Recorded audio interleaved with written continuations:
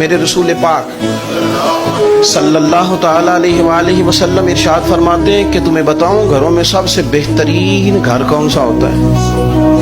او میرے بھائیوں، وہ کتنا کو بہترین گھر ہے جسے مدینے والے رسول نے بہترین کہہ دیا ہے۔ فرمایا تمہیں بتاؤں نا گھروں میں بہترین گھر کون سا ہے؟ ہم سمجھتے ہیں ٹائلیں اچھی ہوں، کمرے ہوادار ہوں اور کچن انواع و اقسام کے کھانوں سے بھرا ہوا ہو، سین اچھا ہو اور جناب ہر چیز کی سہولیات گھر میں ہو، امن ہو، سکون ہو۔ نہیں، حضور فرماتے ہیں مجھ سے پوچھو نا بہترین گھر کون سا ہے؟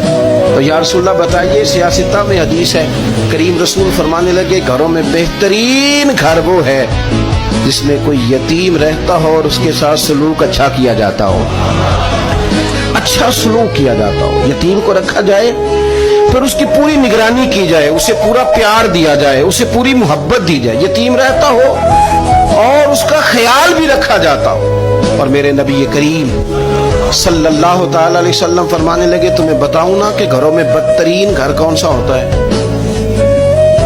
بدترین گھر کون سا ہے؟ حضور بتائیے، فرمایا جس میں کوئی یتیم رہتا اور اس کے ساتھ سلوک نہ صحیح کیا جاتا ہو، اس کو تکلیف دی جاتی ہو، وہ کرب میں ہو، وہ تکلیف میں ہو، وہ اذیت میں ہو۔